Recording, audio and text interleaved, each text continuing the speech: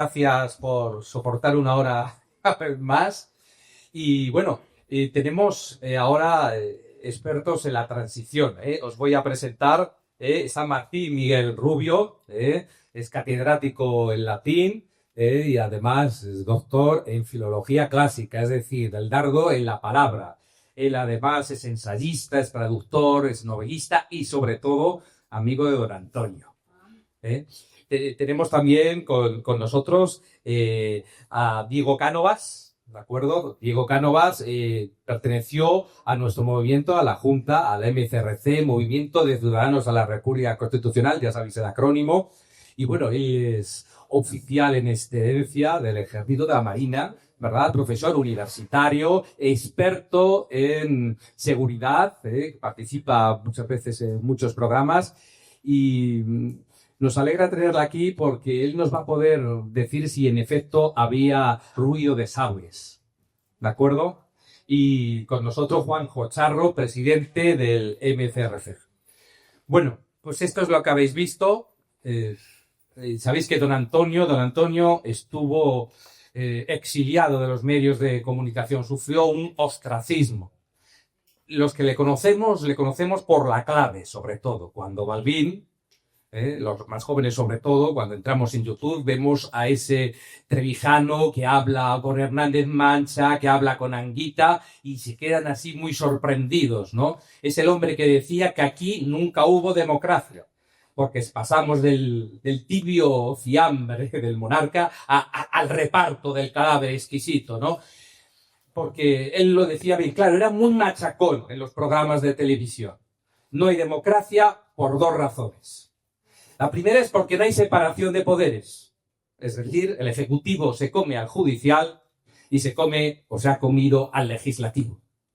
Y porque no tenemos representación directa. Es decir, cogemos una papeleta, elegimos a una gente que ha sido elegida por un jefe de partido y cada 4 años de allí nos la componemos. Es decir, nuestros problemas no son representados, no son defendidos. La lealtad de las personas que hay en esa lista es para con su jefe, no para con nosotros. Y alguien dirá, ¿qué pasa porque no haya separación de poderes y lo que estás diciendo no me tienes la cabeza de ideas raras? Pues que tú no eres representado. Que autónomos cada vez será más caro. ¿Por qué en España se pagan 300 euros y en el resto de la Europa civilizada no? Que también ya hablaremos de Europa. ¿Y por qué ahora van a echar a más de 300.000 interinos en abusos de ley? Porque el Estado puede hacer lo que le da la gana. ¿Por qué la vivienda cada vez está más cara? Pues hijo, pues porque tú no importas, no va a haber nunca un plan de construcción de vivienda que pueda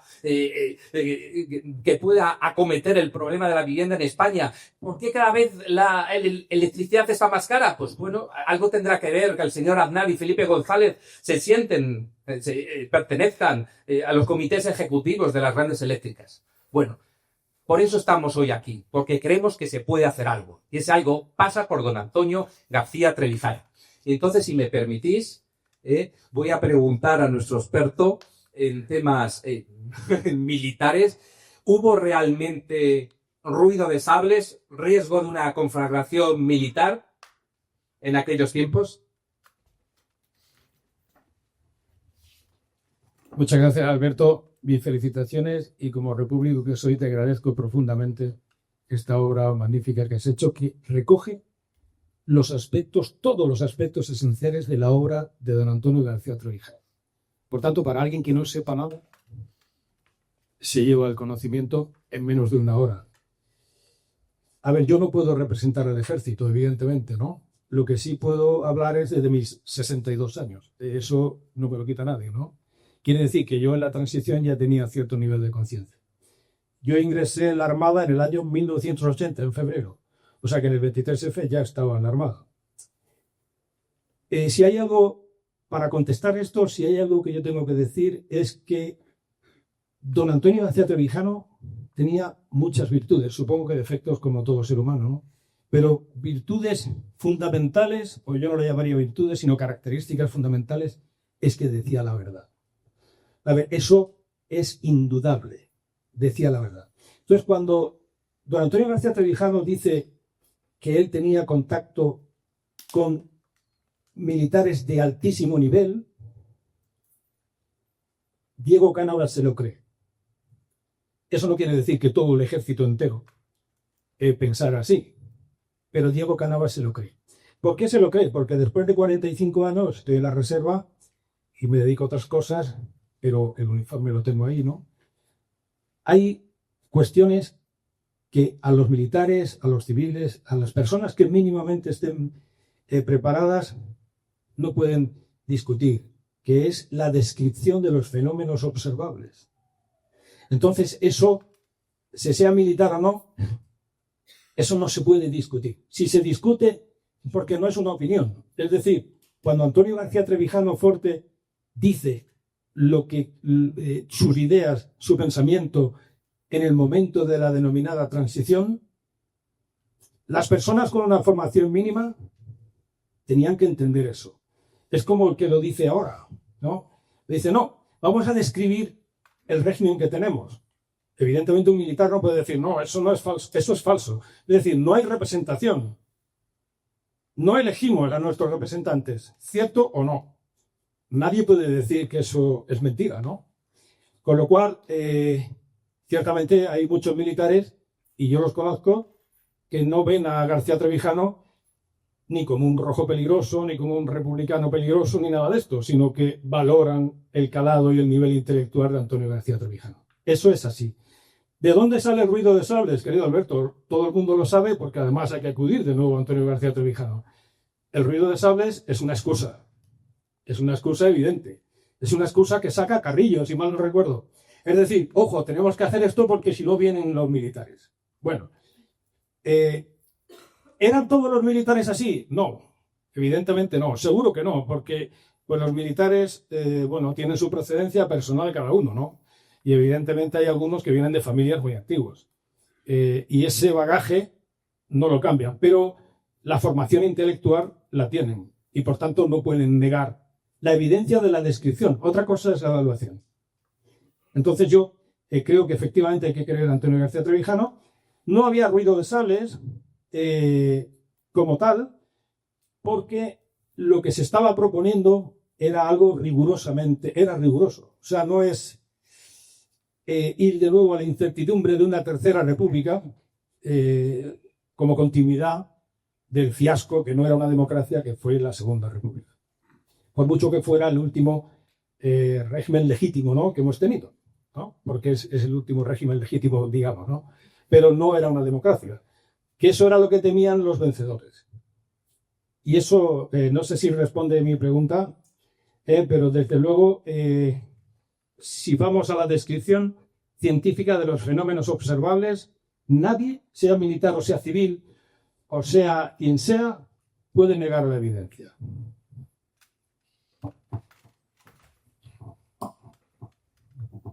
Bueno, Martín Miguel fue amigo personal de Trevijano y cuéntanos cómo vivió todo esto, que él estuvo en la cárcel, mandado por Fraga, tú que tuviste... Yo os envidio, porque yo no le conocí, Yo simplemente le vi en aquel juramento fue la pelota aquí en San Bernardo, presentando el discurso de la República. Háblanos de él, qué sentía él, lo decepcionado que estuvo, y luego en sus últimos tiempos, él tenía alguna esperanza de cambio, de que los españoles íbamos a reaccionar. Muchas gracias. Sí, efectivamente, la razón de por qué estoy aquí es porque sabéis que fui amigo de Trevijano y fue un gran amigo. La verdad es que fuimos muy buenos amigos. Hay que decir, para empezar, que la obra Trevijano le tiene una crítica de la estructura de la obra, no lo esencial, que es maravillosa, y a nivel de divulgación, lo esencial y lo sustancial. Obviamente no es una teoría política de la obra, pero se transparenta esa teoría a través de la crítica que se hace al sistema. En esa crítica que se hace al sistema, el efecto obviamente es montar la teoría. Bueno, Trevijano te diría una cosa. Una obra de teatro es como la democracia. Es una tríada. Y aquí no ha habido una tríada, aquí ha habido dos cosas. Un director, autor, malos actores. Es decir, los tres poderes han pasado a dos poderes. A mí en una conversación me dijo un día Trevijano, en el teatro actual, es un teatro de director. El director hace lo que les da la punta de las narices con el texto del autor. Y eso se debe porque a un director, a una persona se le compra fácilmente. El sistema compra al director. Y entonces el director pues nos presenta las paparruchadas que actualmente estamos viendo en el teatro español, que incluso degradan los textos clásicos maravillosos y sagrados. Entonces Trevijano hubiera dicho, no, vamos a ver, el teatro son los actores como de esa vieja familia de las catervas medievales, ¿no? La vieja familia del escritor o el poeta, el director de escena y los actores. Cuando esas tres cosas crean esa cosa sagrada y litúrgica que es el teatro, entonces realmente la libertad de la literatura aflora. Pero cuando lo que se hace ahora en España, es decir, que en el fondo estoy haciendo también una alegoría, el teatro español está tan degenerado como el propio sistema político español. Es decir, que es normal que todas las cosas se mimeticen y se repitan. Estoy absolutamente de acuerdo con lo que ha dicho Diego en relación con el ejército. No hay que olvidar una cosa. Trevijano, una vez que ya tenía planteada su estructura del Estado, con la división de poderes y demás, él tiene, cuando vivía en Cristo Rey, él tiene una conversación con Juan de Borbón, el jefe del ejército, ministro de Defensa en ese momento, ministro de la Guerra. Ministro de la Guerra, van a la casa de Trevijano. Y don Juan de Borbón habla con Trevijano, que hace un poco de árbitro, y el jefe del ejército. Obviamente sin saberlo Franco. Por eso se hizo en el domicilio de Trevijano. El ejército, por lo menos la cúpula militar, estaba absolutamente de acuerdo porque era una democracia solvente. Desde el punto de vista teórico de lo que es una democracia solvente. Y Trevijano, una de las razones que me hizo a mí ser amigo de Trevijano era porque Trevijano, precisamente, el concepto de la democracia lo coge de los clásicos. Y entonces, ¿por qué tiene que haber divisiones de poderes? Divisiones de poderes viene de la obra Las leyes de Platón. Platón tiene una frase que dice algo así como «Ton basileon no sepa», que es la enfermedad de los reyes. Él define al poder, el arjé, como la enfermedad de los reyes. ¿Y en qué consiste la enfermedad de los reyes? La enfermedad de los reyes consiste en que aquel que detenta el poder, que tiene el poder, es contaminado, lo enferma el poder. Y si no se le para, hace que todos los habitantes de una sociedad, pues al final, hasta el color de los cordones de los zapatos los pone el poder. Pero sin embargo el poder es necesario. Necesitamos un orden en la ciudad, en la polis. Entonces, ¿cómo conseguir que el poder solo nos haga bien y no nos haga mal? Pues dado que es una infección, lo que vamos a hacer es dividirlo en tres poderes. Los tres poderes van a seguir teniendo la misma enfermedad, pero esa misma enfermedad les hace entre ellos luchar unos con otros. Con lo cual, mientras los tres luchan entre ellos por adquirir más territorio de poder, el poder es útil a la sociedad y se mantiene el orden y no hace daño a la sociedad. Yo de Trevijano podría decir mucho, me parece uno de los intelectuales, solo hace falta ver su biblioteca en Somosaguas, ¿no?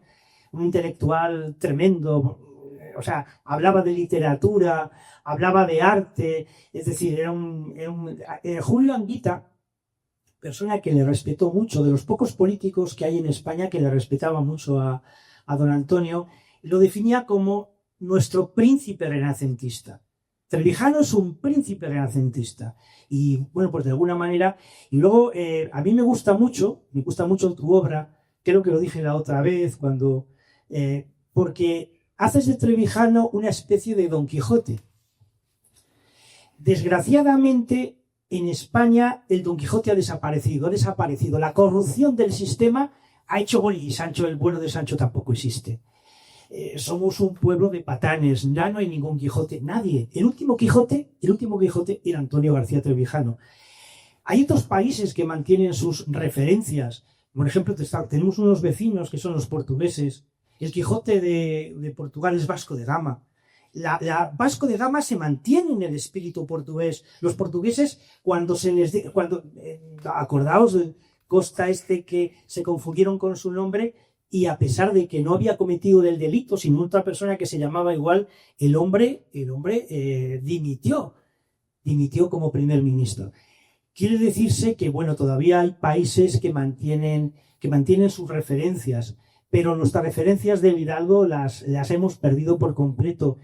Y yo he tenido la suerte vital, y por eso concurriré a todos los sitios que el MCRC quiera hacer, de haber conocido un Quijote. El único Quijote que he conocido, y que espero que su semilla, de alguna manera, su simiente intelectual se mantenga y haya más. Pero me temo que no, que estamos en una situación bastante tremenda. Si bien es verdad que cada vez que hace una convocatoria el MCRC se llena de gente, y la verdad, eso quiere decir que está vivo el pensamiento de don Antonio.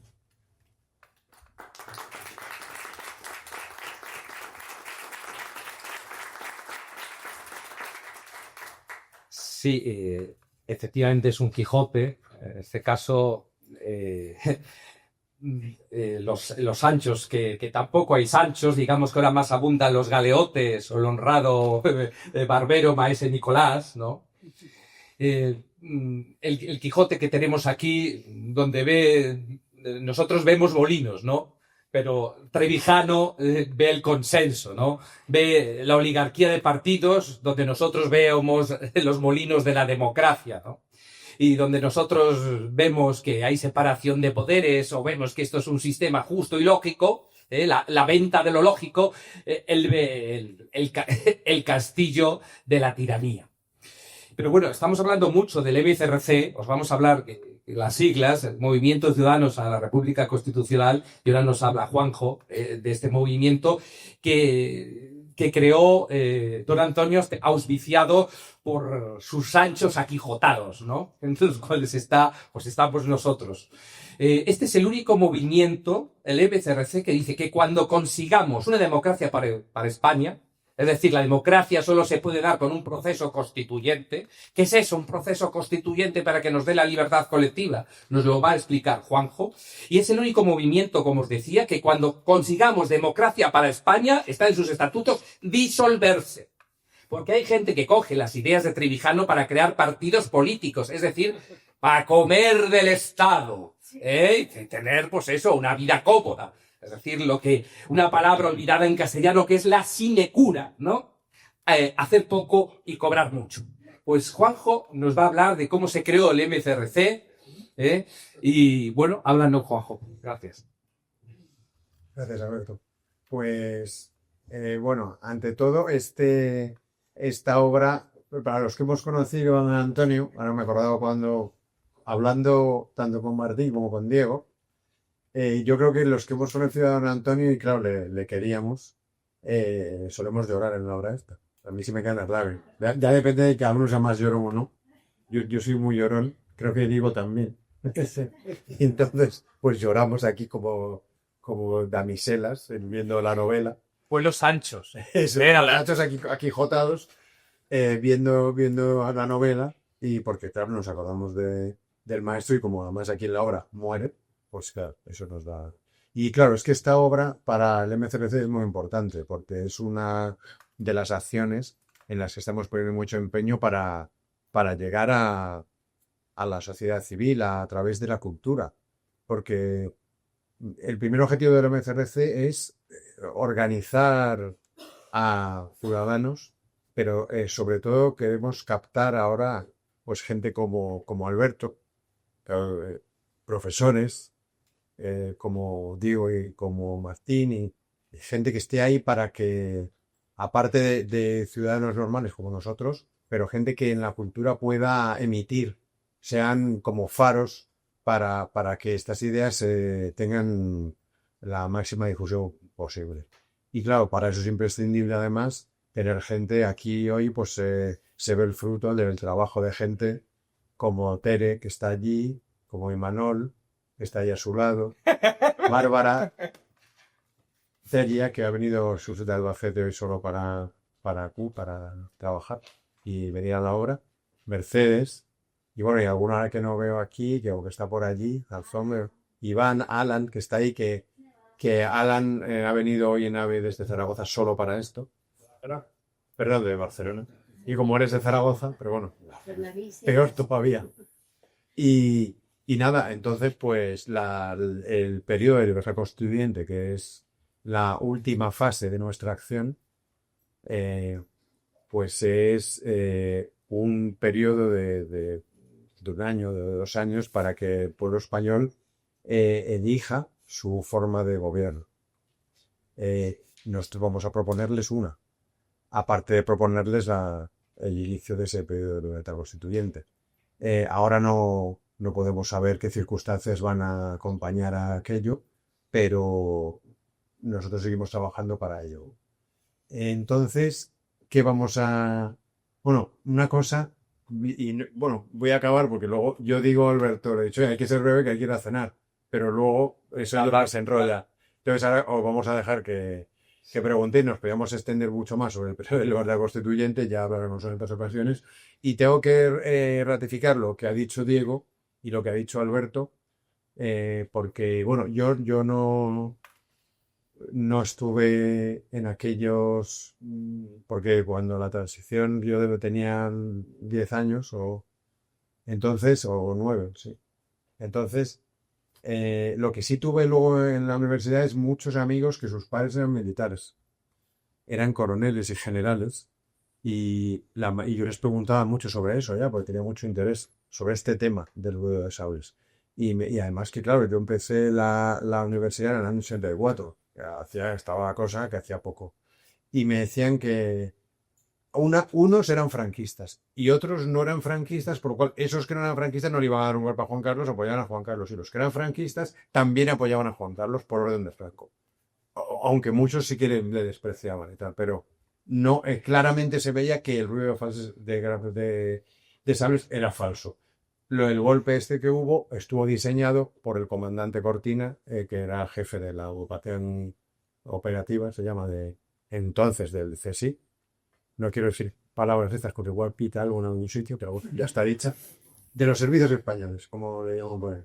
Y el compañero de promoción de Juan Carlos, y que ahí, pues bueno, pues tampoco se monta a hablar de esto, pero que fue organizado por el Estado, también algunos lo han llamado Operación de Gol, bueno, realmente para quitar a Suárez y poner un gobierno de concentración nacional que parara el tema de las autonomías y acabara con ETA y con la crisis económica, básicamente. Bueno, luego lo hicieron a través de Felipe González, que se sentía mucho peor, supongo, según tenía pensado, pero bueno, no es el tema.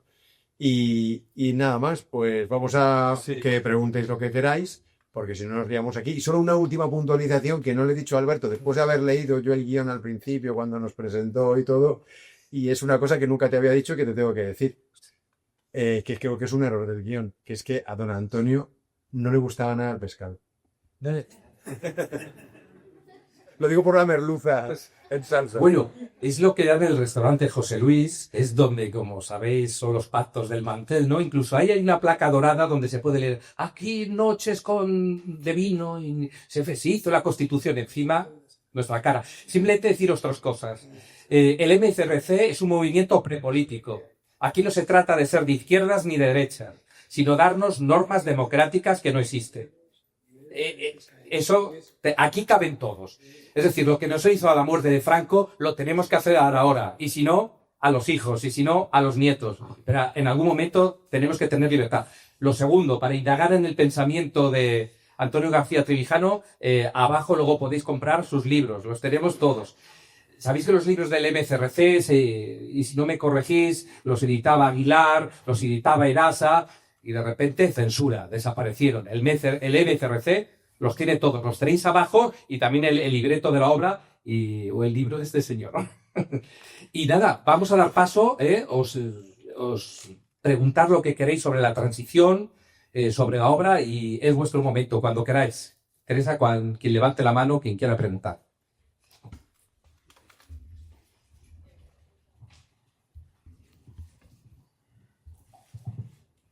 Hola, buenas noches. En primer lugar, no sé si agradecerles que son ustedes unos desarmados, porque hacerlos pensar un viernes, pues es una cosa bastante complicadita últimamente. Ahora, con relación al tema del ruido de sables, la historia nos demuestra que muchas veces el ruido de sales se origina en lugares bastante apartados de las salas de banderas, ¿vale? A veces las Fuerzas Armadas se promueven o hacen de brazo ejecutor de otros intereses. Entonces, sí que me gustaría saber su opinión de qué grupos o qué intereses podían estar presentes, aparte de los militares, en frenar un proceso constituyente puro en el 75. Gracias. 66. Bueno, obviamente Diego es el especialista en la cuestión militar. El problema yo creo que más que los militares, como ha habido Juanjo, es el problema de heredar. Es decir, el régimen actual es la herencia genuina del franquismo. Y obviamente eso no tiene nada que ver con los militares. Es decir, una de las razones por las cuales Carrillo, eso es una crítica que le hizo a Antonio García Trevijano, acepta el que no haya ruptura y haya reforma, se debe precisamente al afán de heredar. O sea, el actual régimen, la actual partidocracia ha sido heredada por los partidos políticos sin ninguna ruptura. Porque obviamente el ansia de heredar hacía que ese instante que llamaba Trevijano de carisma, de que el ser humano nos purificase otra vez la libertad a los españoles y en un periodo muy corto pudiera haber una revolución de la libertad, pues eso, o sea, que yo lo que quiero decir con esto es salvar totalmente al ejército. El ejército en ningún momento puso ningún problema para que hubiera una democracia, es decir, que los intereses siempre fueron los intereses de los partidos políticos y también quizás un poco del mundo norteamericano con Kissinger, que habían tenido una mala experiencia con Portugal. Pero obviamente Antonio tenía previsto que no iba a ocurrir a España lo que pasó en la Revolución Portuguesa. Sí, efectivamente. Muchas gracias. Gracias por la pregunta. Hombre, yo no creo que el ejército representara un grupo de intereses que no fuera los intereses propios del régimen, ¿no? Porque el ejército del momento era un ejército del régimen. Era un ejército donde, pues, los generales veían al generalísimo como su superior natural. Por tanto, yo creo que la cuestión aquí era la incertidumbre. ¿Qué va a pasar? Una vez muerto el jefe, ¿ahora qué va a pasar? Evidentemente, esa incertidumbre lleva a que quizás haya varias familias, pero lo que dice Antonio García Trevijano es que la explicación rigurosa del modelo, eso sí que le puede llegar a los militares y de hecho le llega a la cúpula militar. ¿Por qué? Pues porque aporta certidumbre. ¿Son todos los militares, piensan todos igual? No, ni entonces ni ahora, evidentemente. Pero ¿hacia dónde derrota el curso de la historia? Pues derrota hacia una reforma, es decir, se reforma lo que se quiere mantener y a una estabilidad del sistema. Eso no solamente pasa en el ejército, pasa en otras instituciones del Estado que se mantienen y siguen y todo cambia, pero realmente no cambia nada. De manera que incluso hoy podemos ver gente joven, ¿no? Pues que son nietos de aquellos y que siguen pensando lo mismo. O sea, que es decir que todo se ha venido, ¿no?, desarrollando del mismo modo. O sea, yo creo que los intereses del ejército de aquella época son los intereses de la sociedad franquista, de la que formaban parte, ¿no? Y había cierta incertidumbre. Pensad que, insisto, ¿no?, somos todos jovencísimos, yo el primero, ¿no? Pero cuando mi padre decía hace 40 años, me parecía que hacía un siglo. Sin embargo, yo hace 40 años me acuerdo perfectamente. O sea, que decir que cuando murió Franco, que algunos montamos guardia porque éramos de la OGE, ¿no?, allí al lado de la foto, en la fuente del pueblo, pues yo no tenía una conciencia, ¿no?, de que eso, la misma conciencia que mi padre, que se acordaba de eso, o el confitero de mi pueblo, que encontramos una foto vestido de falangista y estaba asustado porque la foto estaba por ahí circulando. Es decir, tenían una conciencia distinta porque 40 años al final para algunos de nosotros fue antes de ayer. Entonces hay que ponerse un poco en esa situación. Y no creo realmente que representaran intereses particulares, ¿no? Sino estaban muy metidos en la sociedad, ¿no? La sociedad franquista, evidentemente. Otra pregunta. Otra pregunta, no seáis tímidos. Que estamos conspirando, ¿eh? En ningún sitio de España se estará conspirando contra el régimen como aquí, os lo aseguro, que no hay otro. O sea que aprovechemos, saquemos nuestro espíritu conspirador, que no conspiran hoy.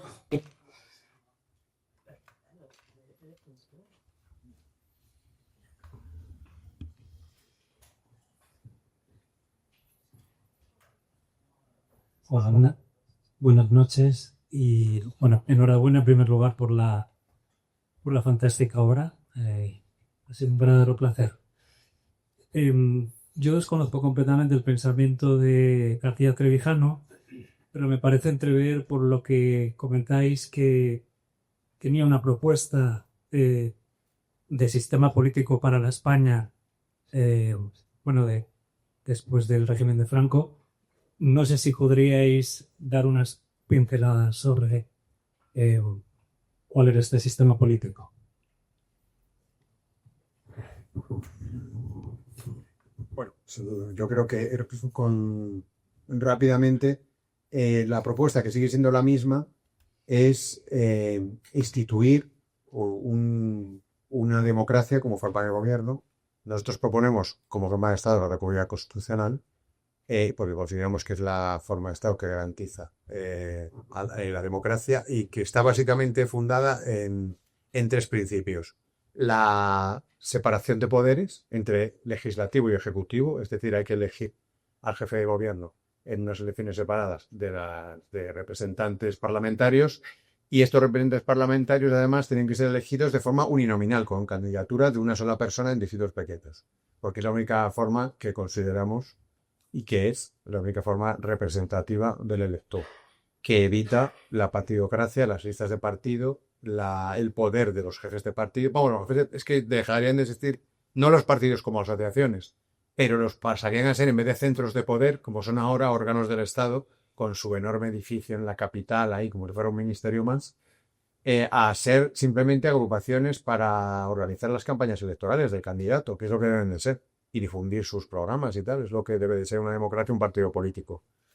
Y el último requisito, pero no menos importante, es la independencia judicial, de forma que todo el mundo jurídico, no los jueces solo, sino todo el mundo jurídico, abogados, etcétera, funcionarios, elijan al presidente del Consejo de Justicia. Y eso también es democrático. Lo que pasa es que ahí el demos es más reducido, es el mundo de la justicia. Y básicamente esa es la propuesta. Y luego ahí tenemos pues unas vías de acción constituyente que Antonio estudió mucho, profundamente a lo largo de toda su vida, para intentar abrir un periodo, que siempre decimos proceso, pero un proceso es distinto, porque un proceso es como algo más ordenado, de fabricación. Un periodo que es un periodo de tiempo de libertad constituyente largo, con libertad absoluta, para que surjan las propuestas que haya en la sociedad. Una de ellas la nuestra, que es la que creemos que apoyaría la parte más avanzada e innovadora de la nación. Y bueno, yo creo que esto que se habla de los ruidos de sables, de que no se pudo hacer otra cosa, porque siempre se habla de la transición, la frase que siempre dicen los que defienden el régimen es que se hizo lo que se pudo. Eso no es verdad. Ni el ruido de sables lo dicen para explicarlo por el miedo, pero ese miedo es imaginario. La humanidad ha vivido cosas y ha resistido cosas terribles.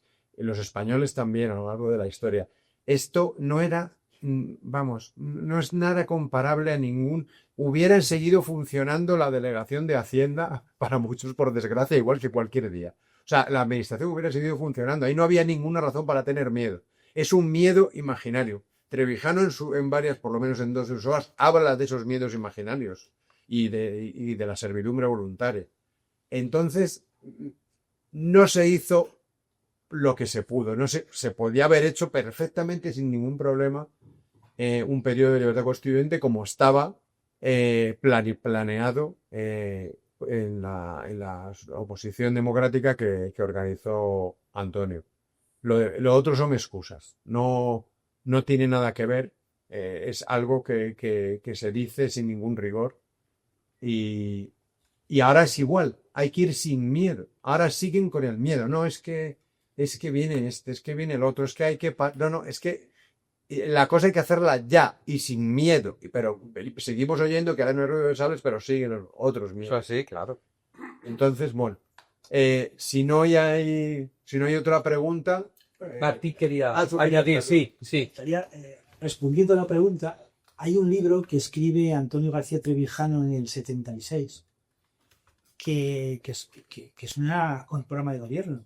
O sea, la alternativa democrática, Claro. que no sé si vosotros... bueno, es un libro que Claro. habría que conseguir, porque Editorial es Águila. un libro absolutamente alucinante.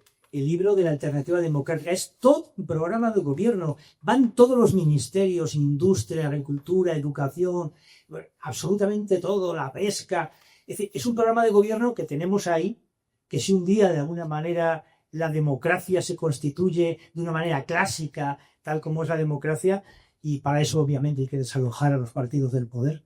Que por cierto también una cosa del pensamiento de Trevijano es que revitalizó la figura de un hombre al que consideraba el héroe de la Revolución Francesa, que es Le Chapelier, que Guido Le Chapelier fue el primero que hizo una crítica a la partidocracia.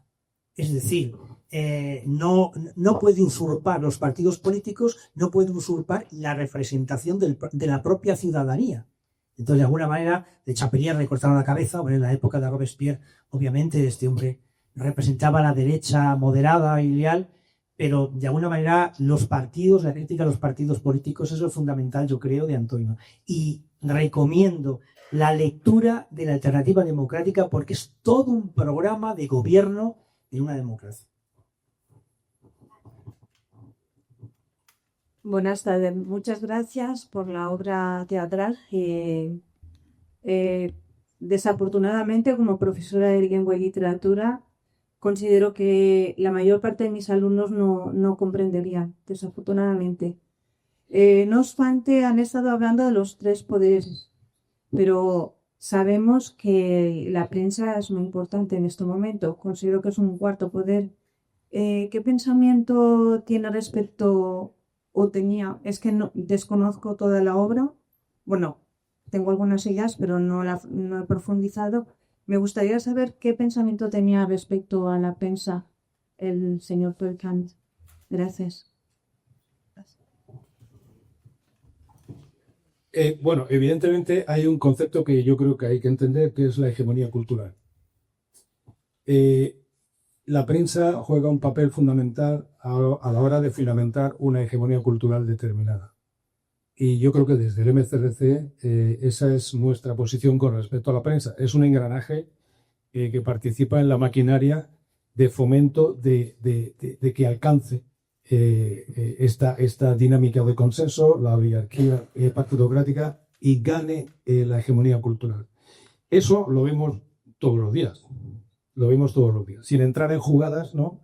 Porque lo nuestro no son manifestar preferencias por jugadas, ¿no? Pero sí el análisis de la realidad que vemos. Evidentemente, si vemos, yo le animo a que vean los vídeos, el análisis de la prensa que hacía Trevijano. Es un análisis riguroso, de un nivel intelectual fuera de lo común, y verá cómo realmente aporta de la lectura de la prensa diaria, aporta una crítica y una interpretación veraz, ¿no?, de los hechos. Yo no diría que eso de que la prensa es el cuarto poder, bueno, es algo que se dice, ¿no? Nosotros cuando hablamos aquí de los poderes, hablamos de los poderes del Estado, ¿no? Y la prensa evidentemente es un poder, pero un poder para fundamentar y para efectuar sinergias para que la hegemonía cultural derrote hacia una banda determinada. Yo creo que eso estamos de acuerdo en que es muy difícil, sobre todo porque cuando hay una prensa sincronizada, pero da igual el gobierno que sea, porque la prensa, los medios de comunicación los sincronizan sea el gobierno que sea. Cuando la televisión española se financia con los presupuestos generales del Estado y el jefecillo del partido, el oligarca correspondiente que le toca estar ahí, después de haber accedido al poder de una manera determinada, lo desempeña de la misma manera siempre, abarca todos los mecanismos del poder, y eso incluye, por supuesto, a la prensa. Eso lo vemos en estos días especialmente, yo diría, sin entrar en jugadas, ¿eh? No entramos en jugadas porque nosotros ni somos un partido político ni lo seremos nunca, ¿no? Pero sí que podemos analizar eso. Yo creo que García Trevijano iba por ahí. Y yo le sugiero realmente que vea algún vídeo de cómo García Trevijano interpretaba y comentaba la prensa diaria. Bueno, incluso se podía añadir el intento de Antonio García Trevijano de conquistar el país, de haber hecho del país un periódico independiente. Y obviamente, ahí hay cosas muy curiosas, porque siempre se dice que la prensa son lacayos de los partidos políticos, y vemos que no. En el caso del país, es un ejemplo de que tanto los partidos políticos como la prensa son lacayos de otras cosas.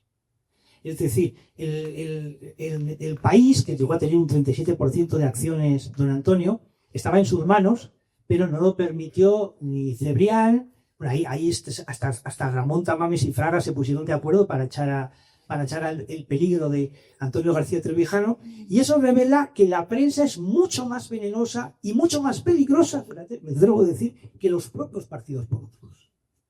Por ejemplo, la forma de caer Pablo Casado del Partido Popular fue una orquestación de la prensa que no defendía la independencia de la prensa, sino de los poderes que de alguna manera ponían en peligro la propia ejecutoria de Pablo Casado.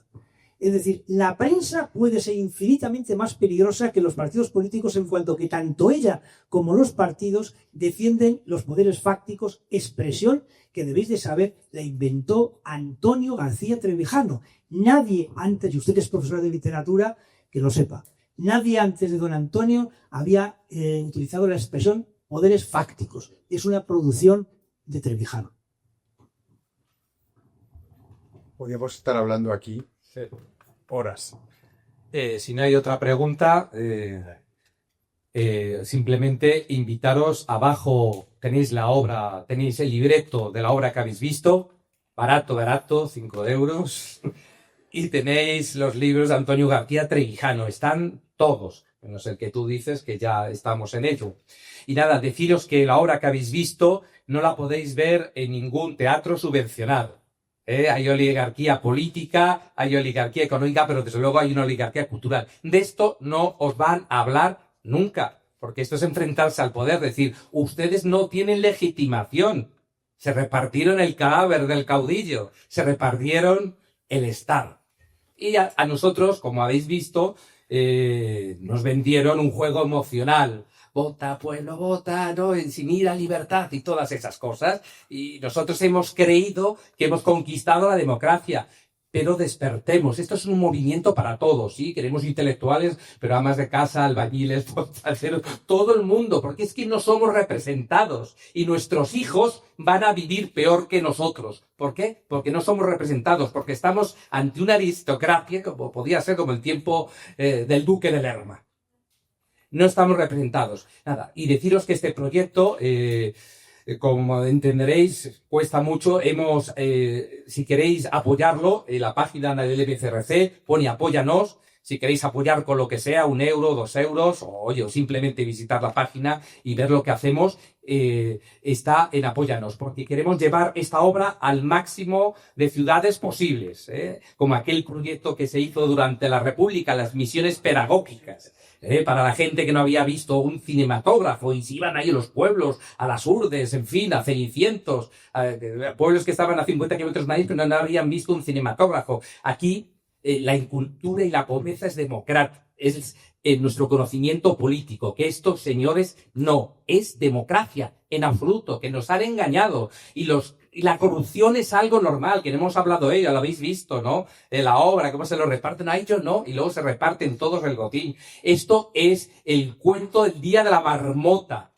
Y siempre va a haber. Ahora hemos visto los puticerios y las saunas de uno. Ahora el señor Montoro tenía ahí puesto su chiringuito con el Ministerio de Hacienda y más, y más, y más, y lo que no sabremos. El día de la marmota. ¿Por qué? Por la corrupción es factor de gobierno. Porque hacen lo que quieran, como los déspotas del pasado. Pues nada más. Abajo tenéis los libros si queréis apoyarnos en la página y os damos unas gracias a todos.